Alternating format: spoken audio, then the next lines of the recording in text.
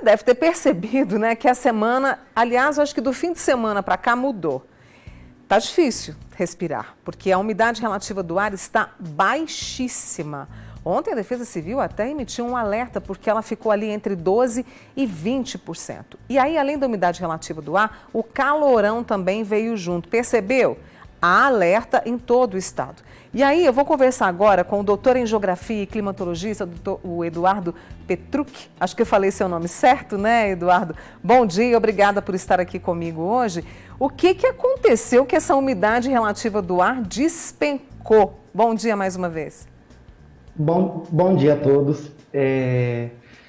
Essa é bem tradicional do inverno, né? Ter esse tempo um pouco mais seco e ter a redução da precipitação. Isso é bem tradicional.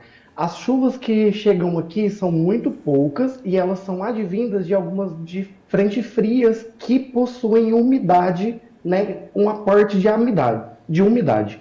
Como não está chegando essas frentes frias para cá, instalou-se um sistema de alta pressão e junto com esse sistema de alta pressão ele vai causar um tempo um pouco mais firme, um tempo um pouco mais estável e não está havendo o aporte de umidade de outras regiões do país, tá? Então por isso que o tempo está muito seco. É bem tradicional dessa época, só que nós chegamos no período bastante crítico muito cedo. Esse é o porém. Então, instalou-se aqui uma massa de ar seco aqui na nossa região, que é proveniente da Baixa do Chaco, lá da Bolívia, do Paraguai, e isso faz com que nós tenhamos um calor excessivo, né? Uma redução da umidade relativa do ar em decorrência da não ocorrência de chuvas.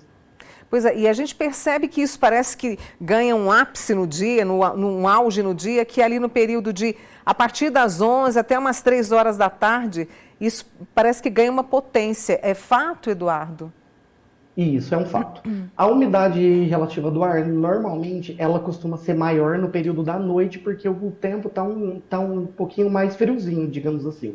Há uma relação bem direta entre a temperatura e a umidade do ar, porque a atmosfera, ela é uma camada de gases, e os gases possuem umas propriedades específicas de acordo com a temperatura. Ou seja, a quantidade, o volume de água na atmosfera, que é a umidade, ela não muda, ela permanece estável ao longo do dia. Só que quando a atmosfera está mais quente, essa umidade relativa ela se torna menor porque os gases eles se dilatam. Então é como se aumentasse, entre aspas, a atmosfera. Então se nós temos uma quantidade igual ou semelhante, né, de umidade, mas a atmosfera ela aumenta um pouco, isso faz com que a umidade relativa no período da tarde é bem menor.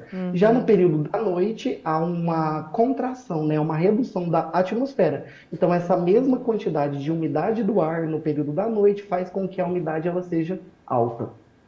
E isso deve permanecer por mais dias, Eduardo? E assim, níveis abaixo de 30%, segundo a Organização Mundial da Saúde, já são considerados aí preocupantes. Então a gente tem essa umidade entre 12% e 20%. A Lujan, a editora aqui do programa, me contou que Brasília ontem foi a 10%. Eu não sei como é que as pessoas estão aguentando, porque isso reflete muito no nosso organismo, né, no nosso corpo.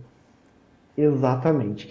Então, analisando as projeções do IMET, do CPTEC-INPE, não há previsão de chuva. Infelizmente, eu não trago boas notícias, né? Não há previsão de chuva. Aqui no nosso país, ele vai atuar ainda até o fim do mês, 2 frentes frias, só que ela não vai atingir a nossa região. Então, ela vai ficar bem concentrada ali na região sul e na parte do litoral de São Paulo, do Rio de Janeiro e do Espírito Santo. Aqui para o Triângulo Mineiro não há perspectiva de chuvas ainda, entretanto, a temperatura ela vai permanecer estável, na faixa dos 30, dos 31 graus ao longo do dia, de temperatura máxima, e de temperatura mínima por volta dos 16, 15 graus no período da madrugada. Então há uma manutenção das condições de tempo que nós temos agora até chegar às primeiras chuvas, que é quando se inicia a primavera.